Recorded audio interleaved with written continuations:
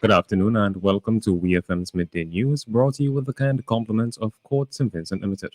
Find the season's best deals at Quartz. Shop today for up to 50% off on your favorite items like the Sony 50-inch 4K Smart TV. It's now just $3,799. Save $1,800. The Ashley Callion Love Seat is now only $2,299. Save $700. Save $600 off the Whirlpool 9 cubic foot refrigerator. Now $1,999. And get this Technical Pro rechargeable speaker, now only $849. With Ready Finance, shop today with no cash and get 90 days for your first payment. It's the season's best deals, only at Quartz. Quartz, bringing value home. Welcome back to WEFM's Midday News, brought to you with the kind compliments of Court St. Vincent Limited. I am your presenter, Rajiv Providence. First, on the local scene. Major healthcare reform is in the works for St. Vincent and the Grenadines. This is according to Minister of Finance Camilo Gonçalves, who was at the time discussing the progress being made on the acute referral hospital that is set to be constructed in Annos Vale. Minister Gonçalves, in an interview with the Agency for Public Information, said that the new facility will not just be a new building, but it will introduce a new healthcare system. We'll hear more from the Finance Minister. We are doing a lot of work with our healthcare sector altogether.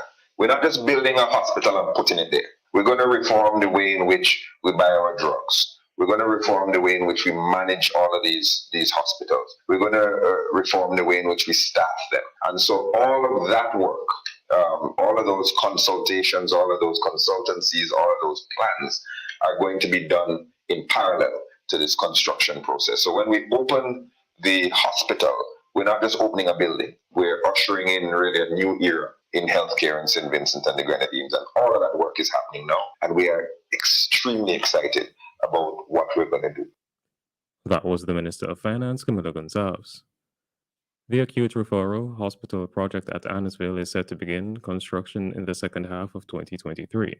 It will cost a total of US $98 million. Following the holding of an official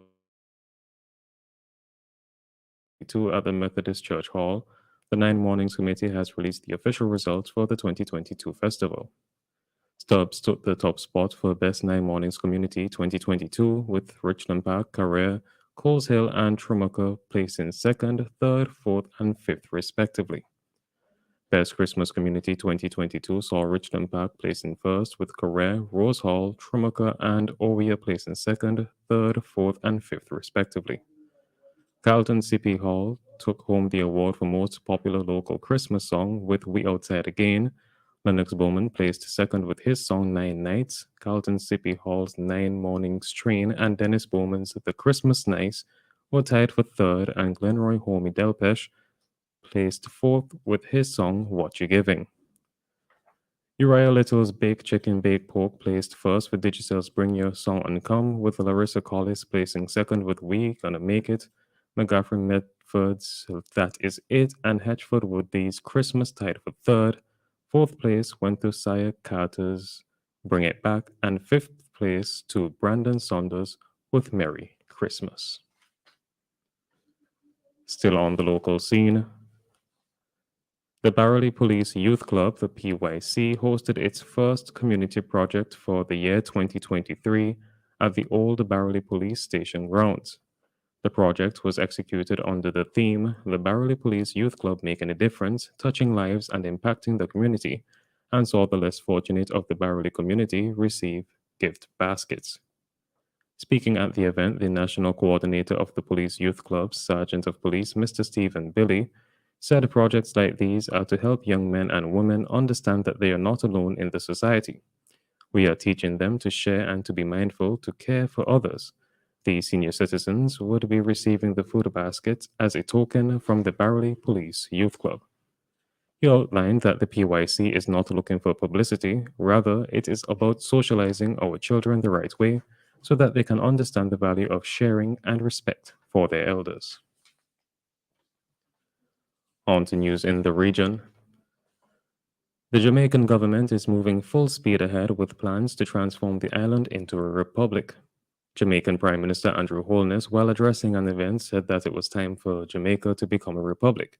He noted that the task of becoming a republic was not a simple one, but assured that the government is ensuring that every box is checked as they move deliberately in that regard. Jamaica must become a republic, Holness said, adding that whatever obstacles the process might encounter, his administration will be in for the long haul and will do whatever it takes. Last week, former Attorney General of Jamaica, Malahu Forte, expressed the government's disappointment at the failure to name the high level committee on constitutional reform, blaming the main opposition, the People's National Party (PNP), for holding up the start of the process of Jamaica's move towards becoming a Republican state. Trinidad and Tobago's health ministry is assuring its citizens that despite the current non-issuance of pharmacy licenses by the Council of the Pharmacy Board of Trinidad and Tobago, there is no disruption in pharmacy services across the country. In a statement released on Monday, January 16th, TNT's health ministry said it acknowledges the concerns expressed by the public over the failure of the Council of the Pharmacy Board to issue practicing certificates for the period of January 15th, 2023 to January 14th, 2024 to pharmacists who have duly paid their annual retention fees. The ministry assures the public that measures have been taken to ensure that there is no disruption of pharmaceutical services in either the public or the private health sector, the ministry stated.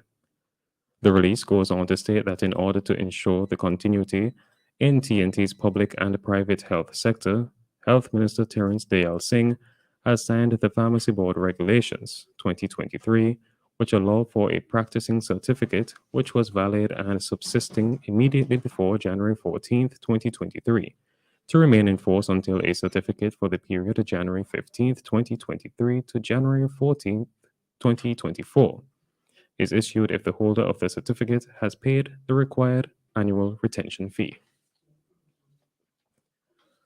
On the international scene, the military in Somalia has captured a strategic coastal town that al-Shabaab jihadists had held for more than a decade.